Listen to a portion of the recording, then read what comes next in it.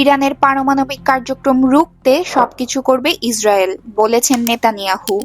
ইসরায়েলের প্রধানমন্ত্রী নেতানিয়াহু ঘোষণা করেছেন যে তেহরানের পারমাণবিক অস্ত্র অর্জন ঠেকাতে তার দেশ প্রয়োজন হলে সবকিছু করবে। বৃহস্পতিবার ইসরায়েলি সম্প্রচার মাধ্যম চ্যানেল 14-এ তিনি বলেন, ইরানকে পারমাণবিক অস্ত্রের অধিকারী হওয়া থেকে থামাতে যা কিছু প্রয়োজন আমি সব করব। নেতানিয়াহুর এই মন্তব্য আসে এমন এক সময়ে যখন ইরানের একজন শীর্ষ কূটনৈতিক সতর্ক করে বলেন, পশ্চিমা দেশগুলো যদি তেহরানের উপর আরও নিষেধাজ্ঞা আরোপ করে তবে ইরান তার নিজস্ব পরমাণু কর্মসূচিতে আরোপিত সীমাবদ্ধতা তুলে নিতে পারে। শুক্রবার তেহরান ইউরোপের বিভিন্ন দেশের সরকারের সঙ্গে পারমাণবিক কর্মসূচি নিয়ে গুরুত্বপূর্ণ আলোচনা শুরু করতে চলেছে।